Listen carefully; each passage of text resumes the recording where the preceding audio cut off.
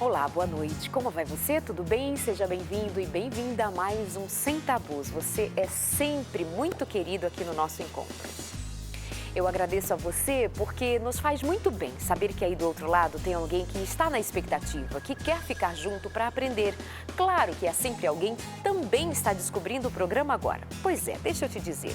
Esse é um programa que nós temos feito com muito carinho já há cerca de 5 anos para falar de sexualidade. E falando de sexualidade, nós queremos falar de relacionamento, queremos falar de gente, de vida e queremos, em vez de criar angústia, dispersar as angústias, fazer pensar. Em vez de trazer peso sobre os relacionamentos e sobre a vida sexual dos casais, dos jovens, nós queremos dar a oportunidade de repensar o modelo de sexualidade que muitos de nós temos seguido. Porque a cultura, porque o que nós aprendemos ao longo da história, porque o que nos foi dito em casa ou na escola, nem sempre se adequa às nossas necessidades, ou nem sempre nós tivemos compreensão do que de fato é a sexualidade. Nem sempre nós fomos de fato conduzidos pelo caminho adequado, assertivo, no que diz respeito à sexualidade. Muitas vezes há quem pense que falar de sexualidade é só falar de sexo. Há quem pense que falar de sexo é falar de alguma coisa feia. Ah, que vergonha, não me falem disso, não quero ouvir, isso me agride. Por que será que agride? Então, esse cantinho nosso aqui é para tirar algumas máscaras, despir-nos de alguns mitos, trazer verdades para o nosso conhecimento, claro, sempre com muito respeito, no tempo de cada um, na maneira de cada um. Nós vamos todos assimilando o que nos é oferecido e nós vamos repensando, especialmente repensando o que é o lugar do sexo, ou qual é o lugar do sexo no plano de Deus, na vontade de Deus, que é o nosso Criador, como nós entendemos ser, o nosso Deus Criador, o nosso Pai de amor, que nos deu todas as possibilidades referentes à sexualidade para ser vivida, para ser expressada, para ser experimentada, mas quando nós não temos compreensão do significado disto que é dado a nós, nós podemos nos perder de diversas maneiras, indo de extremo a outro extremo, perdidos, sem de fato aproveitarmos o que ela nos oferece, o que o sexo nos oferece, o que a vida nos oferece. Portanto, fica aqui com a gente. Querendo participar, fala conosco lá na nossa página no Facebook. O nosso endereço é facebook.com/semtabus.nt. Hoje eu vou fazer algumas boas perguntas que vai dar gancho para uma excelente conversa, para uma profissional que já esteve com a gente aqui no Sem Tabus, mas faz muito tempo. Ela volta comigo, a neurocientista Rosana Alves. Seja bem-vinda ao Sem Tabus de hoje. Querida.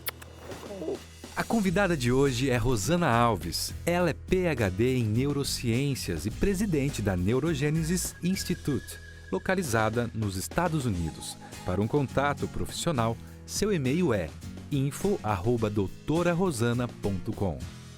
Rosana Alves, muito bom tê-la aqui com a gente mais uma vez. Obrigada por vir.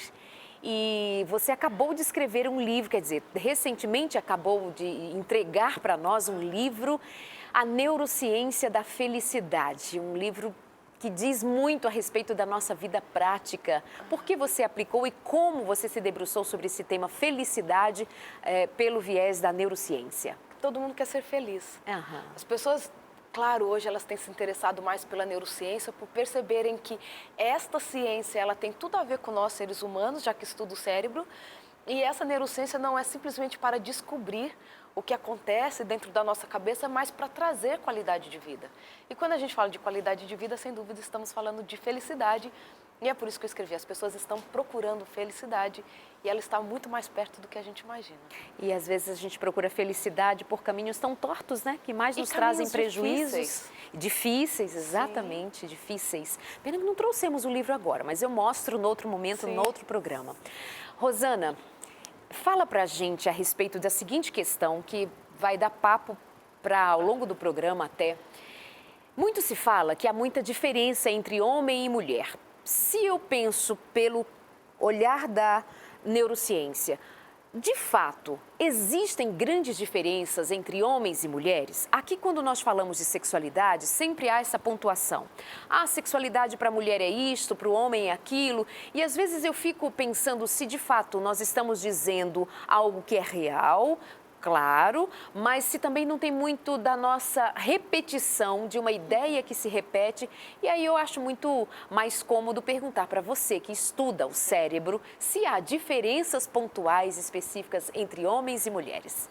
Claro que diferenças existem, porque nós temos muito hábito de achar que cabeça está separada do corpo. Exatamente. E só de nós sermos mulheres ou homens, anatomicamente falando, olhando para o nosso corpo, significa que existem diferenças no cérebro.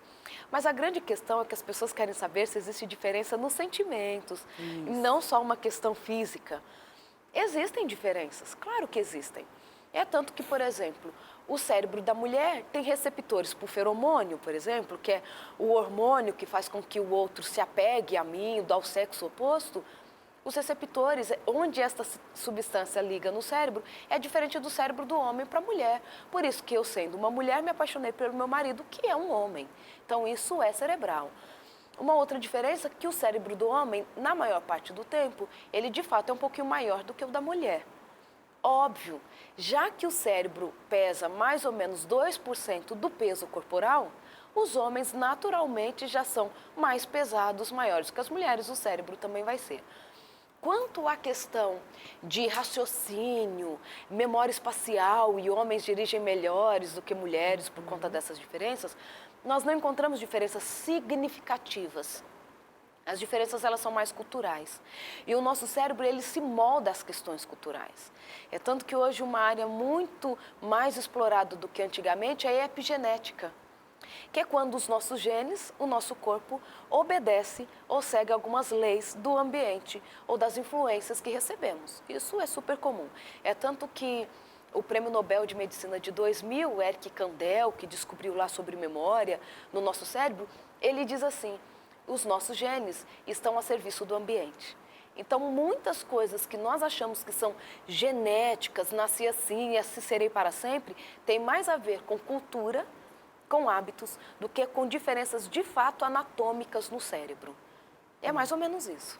E aí, neste sentido, então, está certo quando nós dizemos homens, mulheres precisam ser atendidas diferentes, mulheres, homens precisam ser atendidos diferentemente.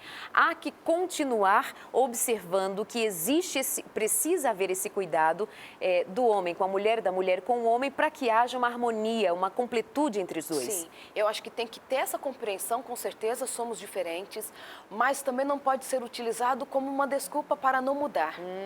Nasci assim, sou homem, homem se atrai por todas as mulheres mesmo, e a mulher é sempre essa chorona sentimental, porque se não trouxe flores não me ama mais. Então, nós temos que tomar cuidado com esses excessos, que acabam tornando a sexualidade tão caricata, né?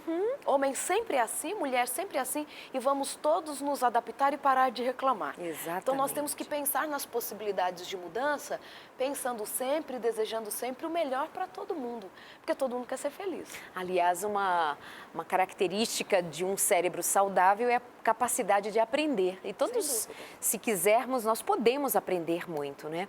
Rosana, e quando o assunto é sexualidade, como é que o homem entende sexualidade, mulher entende sexualidade? Como é que esses dois universos se encontram com características tão marcantes? Eu penso que a grande dificuldade, mas a grande beleza, está em que as pessoas muitas vezes não sabem nem o que é sexualidade. É verdade. Né? Porque acham que é somente o sexo.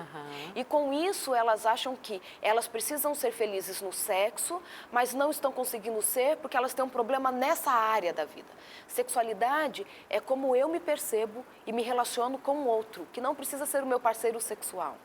A partir do momento que eu sei quem eu sou, dos meus valores, dos meus desejos, das minhas limitações, eu me coloco numa relação com o outro tão mais amena, tão mais pacífica, que eu consigo, inclusive, desenvolver uma vida sexual mais agradável, mais satisfatória para mim e para o meu parceiro. Então, quando você parte do pressuposto que conhecer a si mesmo proporcionará bem-estar em diferentes áreas da vida, o sexo também se inclui. Mas reconhecer o outro como diferente de mim E ver que ele, às vezes, tem necessidades que são um pouco diferentes da minha, também é importante. E é por isso que, muitas vezes, quando nós falamos assim, o casal precisa conversar mais para que viva bem como casal e para que se entendam sexualmente, é, de fato, partir do pressuposto que eu tenho as minhas necessidades, mas o outro também tem, que podem ser diferentes na minha. E, a partir dessa conversa, as pessoas começam a se entender um pouco melhor. E, quando elas passam a se entender um pouco melhor, consequentemente, a vida sexual vai ser melhor. Mas existem necessidades diferentes. Rosana, agora há pouco você citou que há muito da cultura que influencia o gênero, por exemplo, Sim. a genética, enfim. Fala um pouquinho mais a respeito disso. Como assim? Eu posso ser mudada biologicamente? O meu físico pode ser impactado? O que eu posso pensar a respeito disso? Vou partir sempre de assuntos que são mais fáceis de entender. Claro. Pensa que, por exemplo, quando alguém sofre um grande trauma na vida, foi assaltada e isso desencadeia um estresse pós-traumático. Ela pode, com isso, afetar os seus relacionamentos, fica com medo das pessoas, se sente insegura, ok? Isso é um evento externo, ambiental, que teve um impacto sobre o cérebro dela. Nós vemos até uma mudança na quantidade de neurotransmissor nesse cérebro, como os próprios neurônios estão funcionando. Estamos falando de algo pontual. Agora, você imagina as influências que alguém vai recebendo desde que está na barriga da mãe. Será que as pessoas não acham que isso também tem uma influência sobre as nossas escolhas, quanto a com quem vamos casar, por quem vamos nos apaixonar? Por ser talvez mais sutil e por ser mais a longo prazo, as pessoas têm a impressão de que nasceram assim. Mas nós somos sugestionáveis, principalmente quando essas sugestões, elas vêm desde que somos pequenos. Quem você é? É uma pergunta que eu costumo dizer para as pessoas assim, pensem sobre isso. Quem é você? Porque nós vamos recebendo sugestões e esta sugestão, claro que ela impacta a nossa escolha sexual. Por que algumas mulheres preferem loiros do que morenos? Por que alguns homens dizem assim, eu prefiro mulheres altas do que baixas? Será que isso também não é uma influência de tudo que a gente aprende? Porque outras questões mais profundas da sexualidade também não podem vir pela sugestão. Eu sempre me faço essas perguntas e sempre faço para as pessoas. Eu ando muito preocupada com ideias que vêm muito prontas, talvez pela mídia, pela sociedade em geral, e diz assim, é assim e assim vai ser para sempre. Simplesmente aceitemos porque não é uma escolha, foi assim. Desde sempre foi assim. Então, nós temos que preocupar um pouco com isso e refletirmos um pouco mais. E uma dica que eu sempre dou para as pessoas, se sobre aquele assunto você tem dificuldade para pensar, porque não tem, talvez, conhecimento sobre aquilo ou é mais complexo, parta sempre de exemplos mais simples, como eu fiz com o estresse pós-traumático. É um exemplo simples, todo mundo entende, mas ele pode nos levar a pensar em outras coisas, generalizar um pouco mais sobre. Eu recebo, sim, influências do meio que podem mudar até a forma que os meus genes funcionam. Isso é extremamente rico, porque me diz de uma máquina que funciona com uma vivacidade, uma capacidade de transformação muito grande, mas ela também amedronta. Porque a que tipo de influência nós estamos sujeitos? Sim. O que está me sugestionando? Por exemplo, às vezes eu ouço, e nós todos provavelmente ouvimos, dizer assim, homens e mulheres casam e têm filhos e têm família porque a cultura os levou a fazer assim. E outras culturas que estão surgindo, elas estão vindo como sugestão ou é porque é natural do ser, do homem e da mulher? Fica essa pergunta para a nossa inteligência trabalhar, né? Com certeza. E faz bem pensar sobre essas coisas, porque senão vamos caindo em armadilhas. E vamos tendo a nossa alma aprisionada, e quando eu falo alma, eu falo o que sentimos, a pessoa, né? Vamos nos aprisionando na opinião das pessoas. Agora estão dizendo que isto é o correto. Depois me dizem que é aquilo, e eu vou sendo levado por estas sugestões e deixando de fato de refletir porque alguém já pensou por mim. É isso. E esse alguém pensar por mim também se utiliza da ciência. Você, como neurocientista, sabe que muitas vezes nós vamos nos apropriar da ciência quando nos convém, quando nós muitas vezes também nos apropriamos da Bíblia, da religião, quando nos convém, nós vamos pegando atalhos aqui e acolá que nos convenham para criar ideias e passar elas adiante sem parar e fazer isso que você sugere agora, pensar refletindo especificamente, é isso mesmo, estão me vendendo uma ideia pronta? Exatamente, porque se você não faz isso, fica difícil de viver. Hoje eu tenho que acreditar nisso, amanhã tenho que desconstruir em tudo porque a ideia mudou. E o que sobra no final das contas? Quem eu sou? Porque as pessoas têm o direito de escolher o que pensar, o que fazerem da própria vida. Só que esse constante mudar, e às vezes uma mudança tão radical, me traz insegurança. Me traz o senso de que eu não sei quem sou, o que eu devo fazer, porque a cada hora preciso mudar, porque a influência me diz que agora eu tenho que mudar. A reflexão ela é necessária o tempo todo. Ela é necessária para filtrar, para reter o que é bom. E eu costumo dizer, como a própria Bíblia diz, que conhecereis a verdade vos libertará. Então conhecereis, vai conhecendo, vai refletindo, vai pedindo discernimento e as coisas vão ficando cada vez mais claras para nós. Claro que você pode mudar ao longo da vida. Claro, você pode mudar para melhor, mas precisa fazer sentido. Eu falo isso porque muitas vezes eu converso com pessoas que dizem assim, ai, não concordo, me incomoda, mas a moda é essa agora, estão me dizendo que é assim e se eu não me encaixo, o problema está em mim. Então essa reflexão ela é necessária e ela é possibilitada a todos. Todos nós temos direito à reflexão.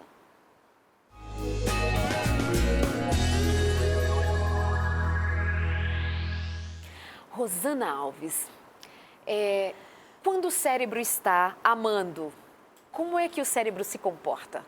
Ele se comporta da forma que nós deveríamos nos comportar o tempo todo. Perdoando, aceitando o outro mesmo com as dificuldades dele, aumentando o nosso altruísmo, porque o amor me faz mais generoso. Não é assim?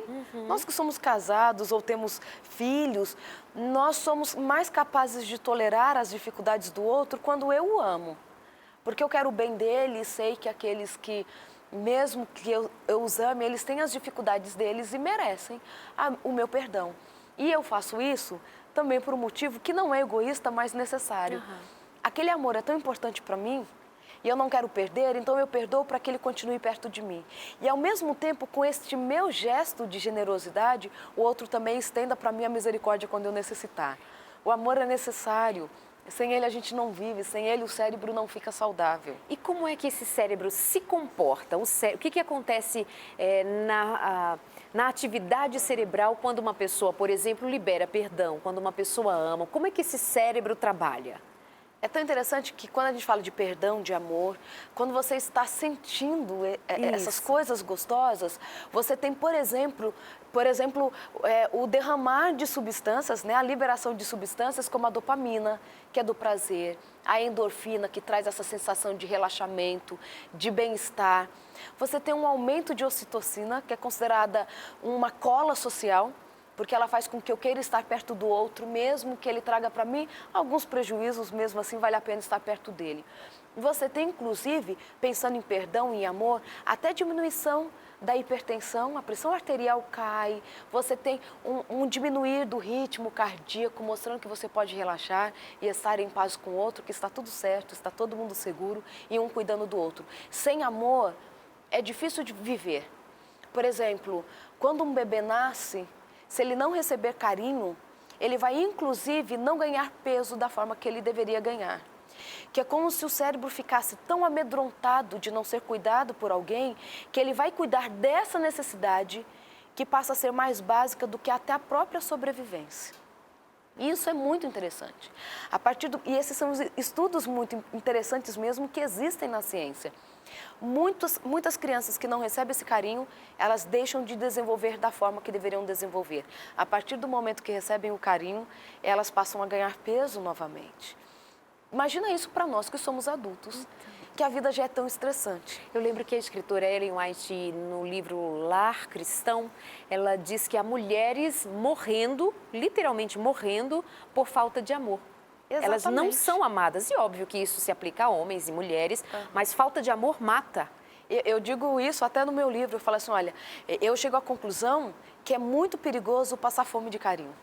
É muito perigoso. Então você tinha que dar carinho, pelo menos na hora do desejum, no almoço e na janta. Não adiantou dar um dia e depois não dar mais, porque a gente morre de carinho. Rapidamente eu lembro um casal uma vez, a mulher queria terapia porque ela já tinha decidido separar do marido, depois de 20 anos de casados, porque ela disse assim, ele não me ama mais. Por que ele não te ama mais? Porque ele não diz que me ama e o comportamento dele é como se não me amasse. Bem, antes de separar, então, vamos conversar os três para escutar o outro lado. Quando esse marido chega, ele leva um susto com aquele desejo da mulher de largá-lo. E ele diz assim, mas por que, mulher? Ela fala assim, porque você não me ama mais. Ele, mas como? Eu te amo. E ela diz assim, porque você nunca mais disse que me ama. Ele disse assim, puxa, no dia do nosso casamento, eu disse que te amava na frente de todo mundo. O dia que eu mudar de ideia, eu te aviso. E aí... Mas aí traz uma ideia que é muito importante. Você precisa dar todos os dias. Você precisa expressar isso todos os dias, porque de fato você pode terminar com relacionamentos que deveriam durar a vida inteira. Não é simplesmente pensar que eu amo o outro. A expressão, ela é essencial para trazer até bem-estar físico para o outro. Porque quando a gente acha que sentimento só está aqui na cabeça, né? É algo tão abstrato, mas esse corpo está sendo o tempo todo impactado por este sentimento que o outro tem por mim e a forma que ele expressa isso. O amor é como uma plantinha. Necessita ser bem cuidada para florescer. Caso contrário, pode morrer sem que percebamos. Amar e ser amado é uma das melhores coisas do mundo, e na maioria dos casos, as pequenas demonstrações de amor valem muito mais do que milhões de presentes. Comece com algo simples. Elogie a pessoa que está com você, não só a aparência, mas também as qualidades. Dedique tempo à pessoa amada, participe do que é importante para ela, compartilhe momentos, divida sonhos. Depois de um dia cansativo, ofereça seu colo carinhoso. Dê um abraço, um beijo, como quem diz, estou aqui do seu lado. Cozinhem juntos, mesmo que você não saiba sequer fazer um ovo frito. A experiência de estarem juntos vale muito mais. Não deixem de conversar. Fale sobre o dia, peça conselhos, conte uma piada, diga o que te incomoda. Não deixe para amanhã o amor que você pode demonstrar hoje. É como se disséssemos assim que o corpo ama junto, que as células estão amando, que os nervos, os músculos também amam. O nosso ser todo é impactado pelo sentimento. Rosana também disse que no período em que alguém está muito apaixonado, esse cérebro descompensa um pouquinho. É verdade? É verdade, porque se não fosse assim, a gente nem passava a amar alguém. Tirando essa relação de filho, de tudo, né? Claro. Porque na paixão, você tem um aumento de algumas substâncias importantes no cérebro. Você aumenta muito mais a dopamina, que tem a ver com prazer, que vai ativar todo um sistema de recompensa no nosso cérebro, que faz você procurar aquilo de novo. Pensa que no começo é de fato como uma droga funciona. Você experimentou, gostou e você quer de novo, só que você quer mais. Sempre você quer mais. Aumenta a norepinefrina, epinefrina, que a gente não fala mais noradrenalina, e nem adrenalina, né? A gente voltou para a classificação internacional. Super chique, viu, gente? É norepinefrina e epinefrina. Se alguém falar assim adrenalina, eu não entendo essa palavra. E muda muito, né, Rosana? Outro dia, aliás, até agora, todos nós maciçamente falamos adrenalina. A adrenalina mas mudou subiu. Já faz um bom tempo. Puxa vida, avisa antes para nós, né? Obrigada. Tem que se tornar importante a presença de um neurocientista, né? Eu lembro de uma vez, nós estávamos fazendo um programa para jovens e tal, era um Sem Tabus. Sim. E aí você trouxe a ideia de assim, olha, a mudança na amígdala, tal, ficou assim, olha, mas eu vou explicar, não é a amígdala, mudou de nome, então assim, esses nomes vão mudando e a gente nem aprende. Exatamente.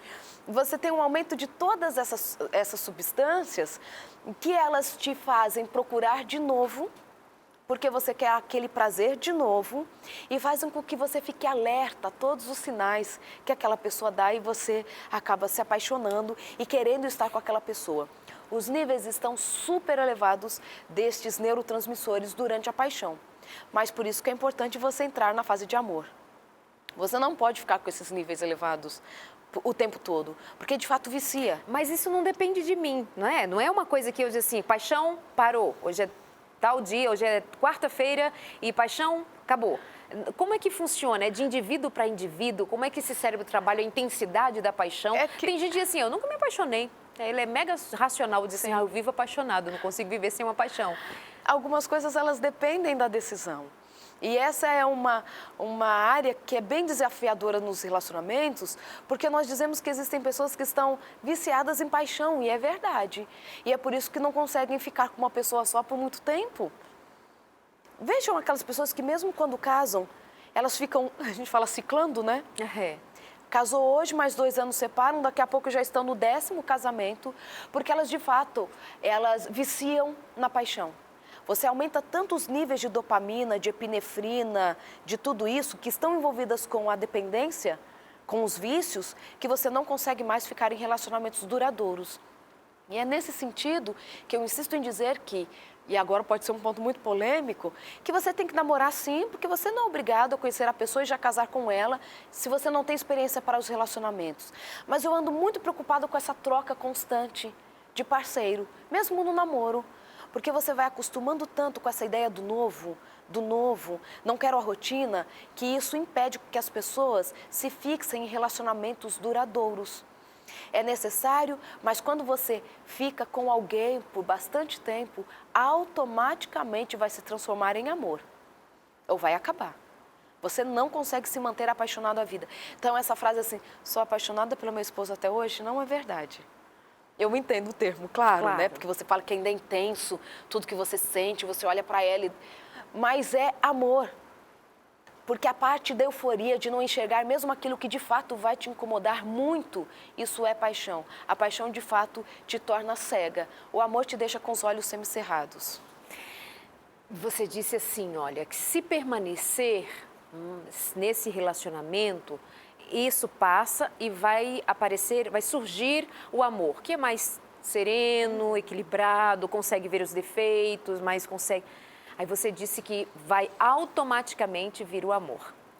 Me fez pensar, por que há pessoas que dizem sobre outras? Ele é ótimo, ele é incrível, uma pessoa fenomenal, a gente até tem uma interação bacana, tal, assim, em termos de gostos, afinidades, mas assim, não dá. Casar, namorar, não dá. Aí a gente fala assim, mas é seu amigo. Não, mas é só para... Sabe essa coisa, assim, esse jogo? E aí a gente conclui dizendo, não tem química. Por que não tem química?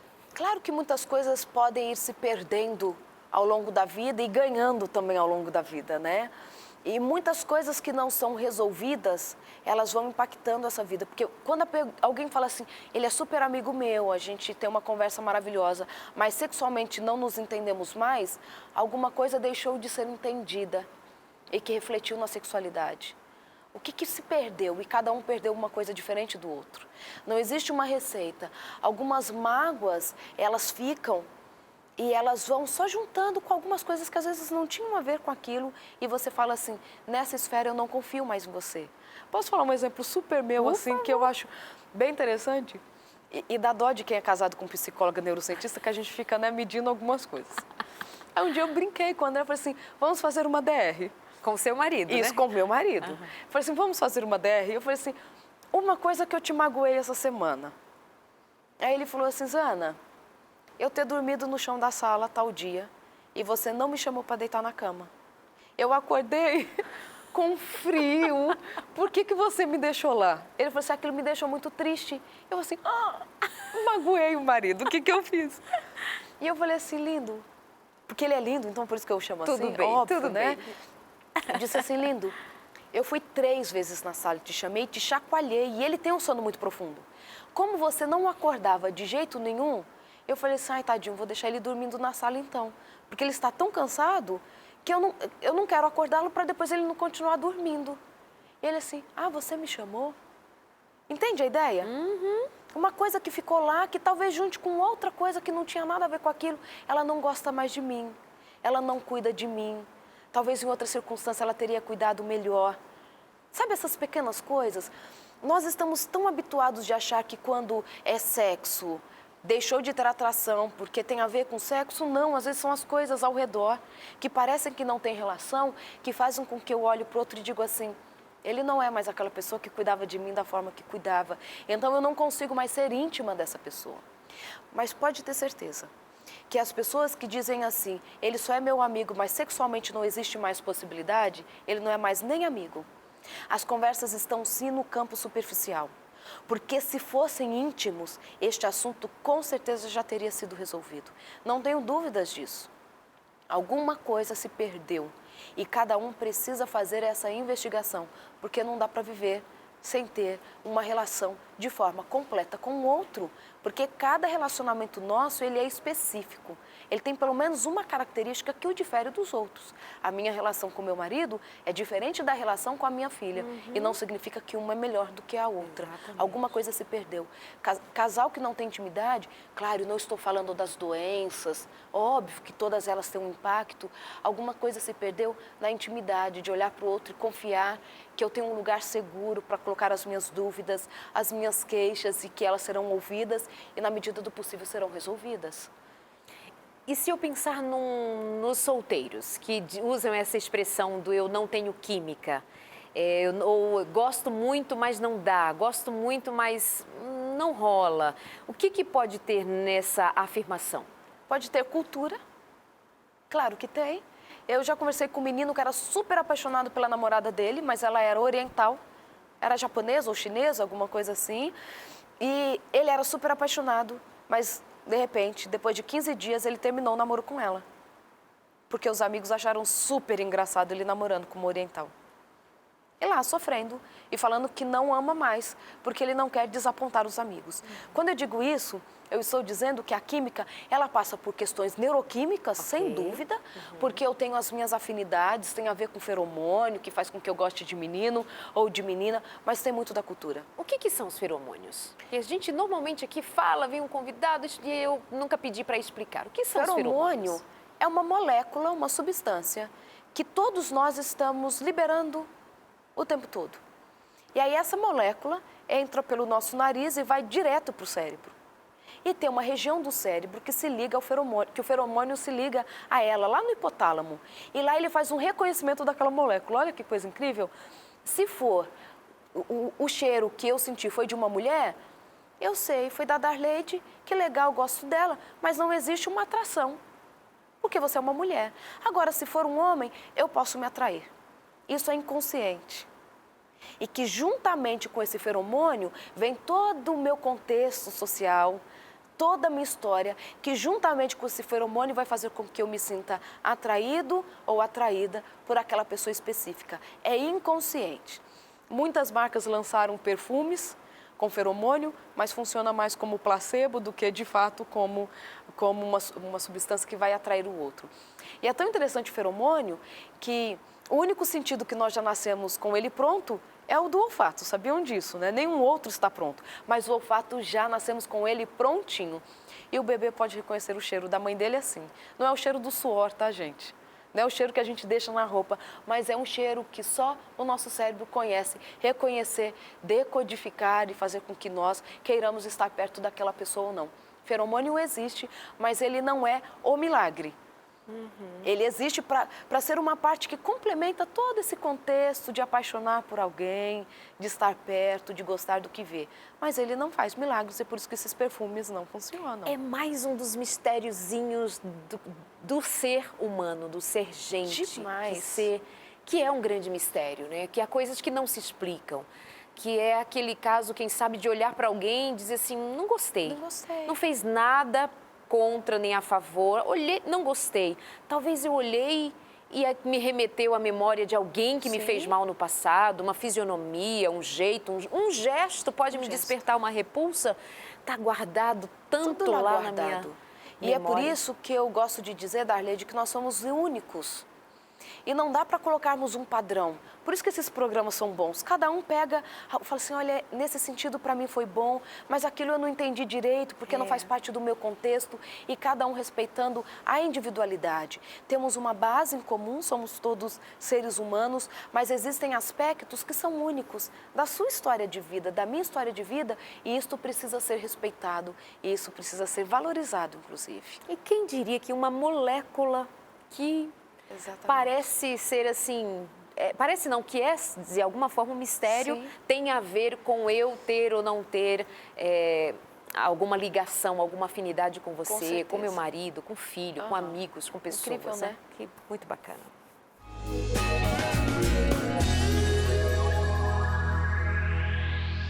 Doutora Rosana, sabemos que os hormônios têm um poder muito grande. E com isso, sabendo... Primeiro, fala pra gente o que são os hormônios, né? Por que eu estou dizendo ser eles tão poderosos? Mas posso dizer, por exemplo, que os hormônios me levam a agir, a, por exemplo, não resistir uma investida sexual porque eles falaram mais alto? Quem fala mais alto? De fato, os hormônios são muito potentes. Mesmo quando nós precisamos fazer uma manipulação para que a pessoa tome um hormônio por conta de diferentes situações, mesmo doses muito pequenas podem fazer uma mudança gigante no corpo. Há de dizer que quando alguém, por exemplo, tem um tumor de tireoide, isso vai mexer com o corpo dela todo.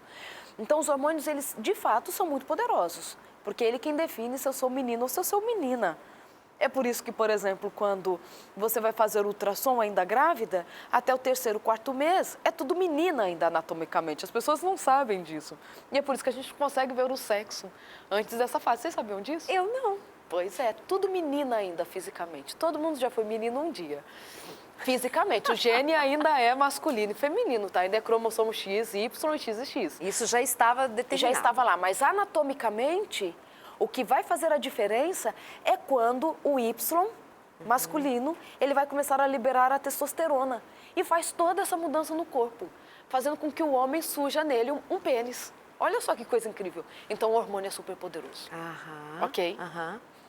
Só que o hormônio também, ele pode ser controlado.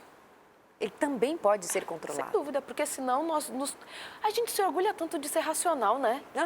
Eu não sou um cachorro e nem uma ameba. A gente não se orgulha disso, de ser racional? Sim. Só que quando isso é a meu favor. Quando não é, o hormônio tomou conta de mim. Quem fala o hormônio tomou conta de mim é animal, né? E mesmo assim, quando eles veem que eles vão correr grande risco pelo instinto, eles freiam, eles se escondem, eles não dão uma investida. Nós vemos isso na natureza. E já que as pessoas gostam tanto de usar a natureza para explicar algumas coisas... Um leão, ele pode estar super afim, vamos falar mais do macaco, que as questões sociais são mais claras. O macaco está super afim de uma macaca. Só que ele chega perto, só que ele percebe que aquela macaca já é do líder do bando. Ele recua. E o hormônio? Então, e ele é irracional. Por que ele recua? Porque ele sabe que ele não pode. Ele sabe que existe um limite social. Ele poderia irracionalmente, sem controle nenhum, ter investido. Sem dúvida. Era do líder? Não sabia, né? Mas ele sabe. Aí deu para o homem e a mulher agora entenderem isso? Então imagina então nós que somos superiores, que nós somos capazes de raciocinar. Quando você diz assim, não consegui, você decidiu que você não ia conseguir, já arranjou a desculpa que você precisava.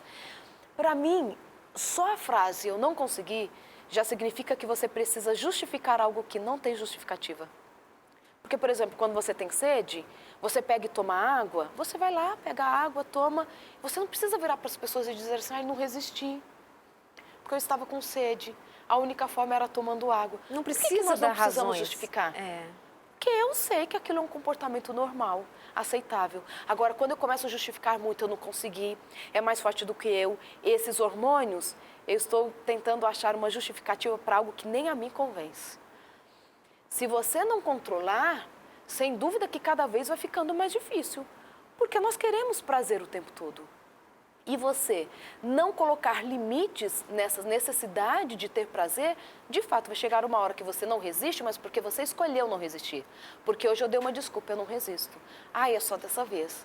Ela também é super atraente. Ele foi incrível da forma que me tratou. Você vai acumulando e vai aceitando a estimulação que você muitas vezes recebe sim do meio. Nós sabemos que ela existe. Não é um ser humano que está o tempo todo, não é a mulher que está o tempo todo procurando trair o marido. As possibilidades estão diante do nosso olho. Só que nós vamos escolhendo se nós vamos aceitar aquilo ou não. Hoje eu faço uma decisão mesmo que discreta, amanhã eu me exponho mais e vou tornando aquilo natural. E nós sabemos que um comportamento de tão repetido, ele se torna automático e não precisa mais passar por uma consciência mais analisada para o que eu faço, porque você já fez isso ao longo do tempo. Você foi pensando e decidindo ao longo do tempo, até que culminou em não resistir.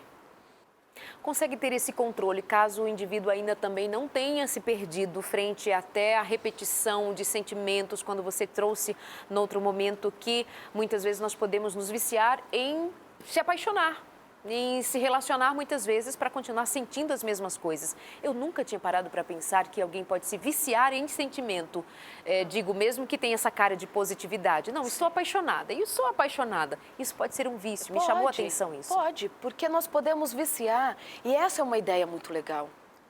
Para pensarmos, para refletirmos. Nós sempre achamos que vício, ele acontece só quando envolve algo muito negativo, não é?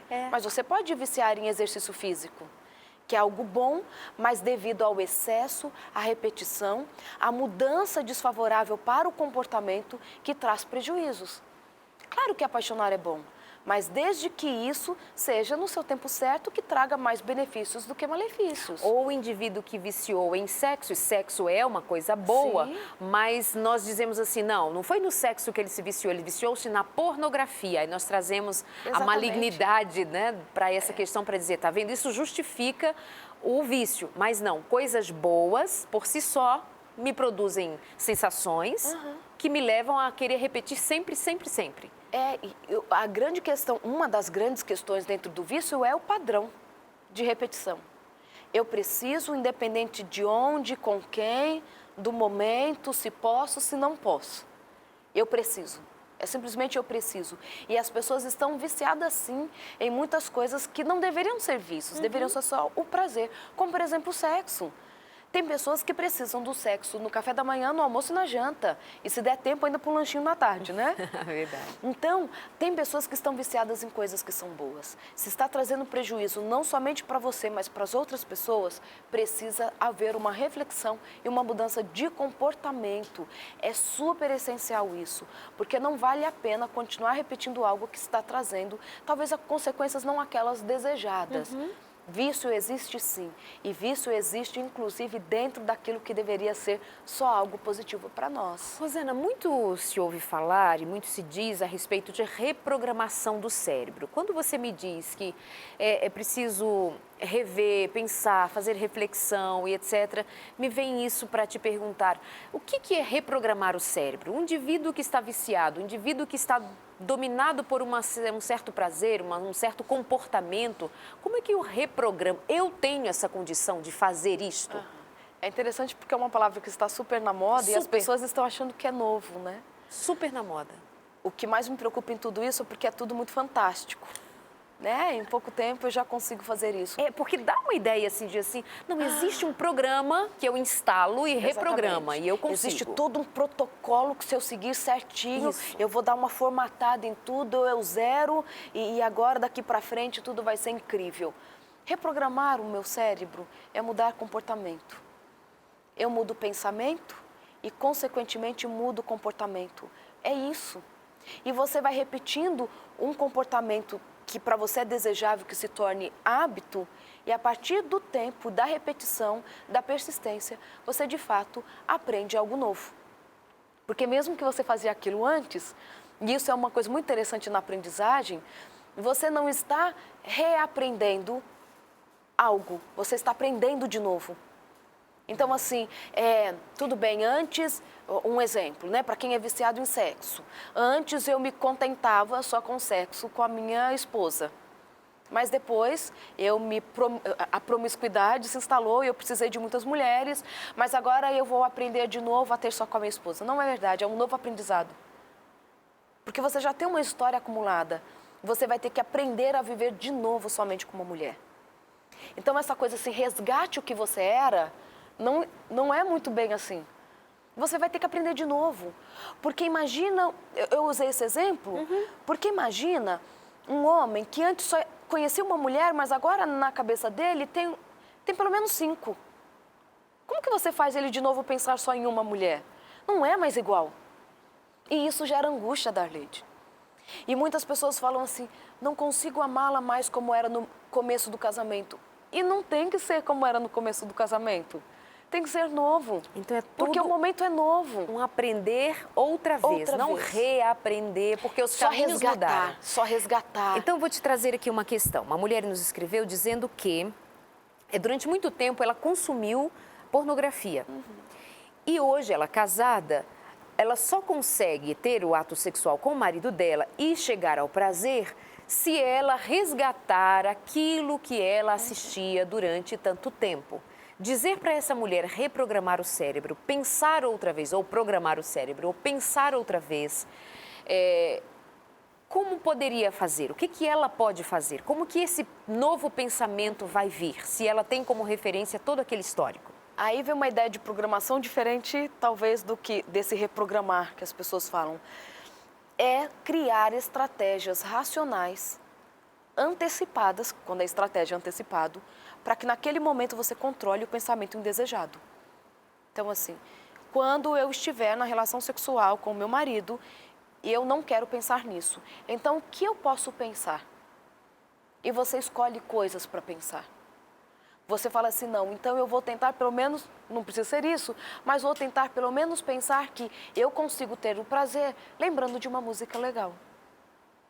Então, é um exercício. Eu tenho muita dificuldade, às vezes, e claro, é reprogramação sim, mas eu tenho muitas vezes muito medo das pessoas falarem assim, é só você pensar que você quer e automaticamente as coisas vão acontecer, porque não é. Exige esforço, exige cair e levantar, exige uma persistência, uma angústia, um desejo de ser melhor. Não é mágico. Então, essa mulher, pegando aqui aquela mulher, você diz que ela vai precisar fazer uma mudança, abandonar aquele pensamento que foi sendo construído durante muito tempo e agora ela vai precisar de um bom tempo para criar uma nova maneira de pensar. Sim. Ela constrói esse pensamento. Como se dá? Então, ela vai criando essa estratégia. Vai pensando outra vez. Mas, às vezes, aquela memória antiga vem. Ou seja, nesse sentido que você disse que não é mágico. Vai exigir um esforço e repetição. Porque ainda bem que não é, né? Porque imagina se fosse tudo tão mágico, mudar as coisas no nosso cérebro. Hoje eu olho para o meu marido e amo. Amanhã, não amo mais. Alguma coisa aconteceu tão instantânea no nosso cérebro que tudo que vivemos ficou para trás. É sempre bom nós pensarmos nos dois lados, porque assim, puxa, é um processo que eu vou ter que repetir, para só amar o meu marido, não envolver mais com pornografia, é cansativo. Mas é bom, porque também para deixar de amar eu vou ter que repetir, me esforçar, deixar de reconhecer o outro para que eu passe a não amar. Entende? Então, deixar de amar também é difícil. Da mesma forma que é difícil deixar... Leva tempo, como é difícil deixar coisas ruins. Então, é bom que não sejamos tão volúveis assim. Claro que cada um tem o seu ritmo, claro que cada um a experiência foi mais intensa ou mais leve e cada um tem o seu ritmo. Algumas pessoas conseguem, sim, em pouco tempo virar a chave, como a gente diz. Outras mais tempo. Outras mais tempo. Essa moça pode levar um tempo maior? Pode. Pode, mas também pode... Pode. E ela sabe o quanto de esforço que ela quer utilizar nisso e o quanto que ela quer persistir até acontecer o que ela de fato deseja que aconteça. Se bem que quando ela nos escreve, porque já está persistindo esse incômodo com ela já há bastante tempo, então não está sendo tão fácil. Mas com uma neurocientista olhando para ela vai dizer, vai ajudá-la a pensar noutra forma de sentir prazer. Ela pode pensar, quem sabe, no marido dela, de como ele é bonito, de como ele é gostoso para ela, sei lá o quê. Pensar nele pode ser também uma estratégia. Pensar nele, não noutros que ela foi criando. Bom, falando de prazer, a primeira coisa que a gente tem que ter em mente é que o nosso principal órgão sexual não é a vagina, não é o clitóris, não é o pênis. O nosso principal órgão sexual, o órgão de prazer, é o nosso cérebro. É ele que codifica as sensações que nós recebemos do mundo externo. Por isso que, apesar da gente ter órgãos sexuais para prazer, nós podemos sentir prazer das mais variadas formas possíveis e imagináveis. Então, nós temos, por exemplo, alguns paraplégicos. Alguns paraplégicos não conseguem ter ereção, mas eles conseguem sentir prazer e até orgasmo através de estímulos de orelha, de dedão ou de outras partes do corpo para onde eles imaginam e transferem a sensação de prazer. né? Então, o prazer, ele está no subjetivo, está no fato de você estar aberto àquela sensação e como você codifica aquela sensação. A primeira coisa para a gente sentir prazer é a gente estar com a cabeça boa, é a gente estar com prazer na vida, é a gente querer estar naquela sensação, naquela situação e estar aberto a sentir o prazer. O prazer, ele pode estar num toque, ele pode estar numa palavra, ele pode estar numa carícia, ele pode estar aonde a gente desejar colocar ele. Por exemplo, algumas pessoas falam assim, não consigo mais amar esse meu marido, para que eu tenha relação sexual com ele, me satisfaça com ela, eu preciso pensar em outros homens ou outras situações.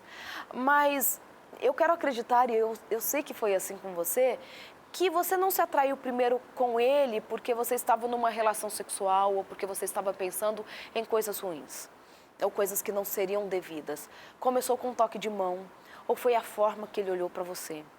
Nesses momentos de desafios mentais, de querer que estes pensamentos que você já sabe que são indevidos te invadam, pense como foi ou olhar para ele da primeira vez e você diz assim, é com ele que eu vou casar, ou como foi pegar na mão dele, como foi aceitar namorar com ele. Esses pensamentos lá de trás talvez comecem a resgatar um pouco este vínculo sexual que precisa ser melhor fortalecido por vocês. Não fique pensando em coisas muito fantásticas. Talvez estas coisas que são menores, elas tenham um poder maior do que pensarmos em fórmulas incríveis para mudar uma situação. O que você precisa de fato é o que você já tem, que foi o que te fez casar com ele. E por mais que você fale assim, nem sei o que me fez casar com ele, pare e reflita que você vai encontrar, porque um motivo muito bom existiu para que vocês estivessem juntos. Pensa nisso e vai dar certo. Somente do incômodo de dizer assim, não consigo, tenho tentado e mesmo assim esses pensamentos têm voltado, já é a prova inequívoca para mim de que as coisas já estão mudando em você. E eu sei que essa mudança logo, logo vai ser super visível e você super feliz com seu marido. Que bom, isso dá esperança, né? Confiança Sim. de que pode mudar. Sim. Temos mais um recadinho para você, porque queremos fixar em seu coração sempre algo de bom, de positivo. E esse é o nosso papel aqui no nosso Sem Tabus também, fazer você pensar sobre sexualidade, sobre suas competências emocionais de modo positivo. Nossa mente guarda mistérios ainda não desvendados. Não temos absoluto controle nem sobre os mecanismos dela e nem sobre os pensamentos e as ideias que surgem. Mas cuidar da mente envolve cuidar dos seus pensamentos. O que pensa sobre si mesmo está correto? As suas escolhas são acertadas? E se o assunto é relacionamento e sexualidade, você está satisfeito ou satisfeita? O que te impede de fazer mudanças positivas? O que te impede de renovar a mente acompanhado de uma nova atitude? Renove sua mente segundo a vontade de Deus e a vida ganhará um novo brilho. Doutora Rosana Alves, neurocientista, escritora do livro A Neurociência da Felicidade. Muito obrigada por hoje, foi muito bom tê-la mais uma vez aqui no Sem Tabus. Obrigada eu, Darleide. Deus te abençoe. Deus abençoe você também, te dê uma ótima noite, bom descanso, pense, reflita, amanhã acorde para tomar novas decisões, não tema. Às vezes vai parecer difícil, mas a gente pode, com um certo esforço, conseguir muita coisa. Um abraço e até a semana que vem aqui no nosso Sem Tabus.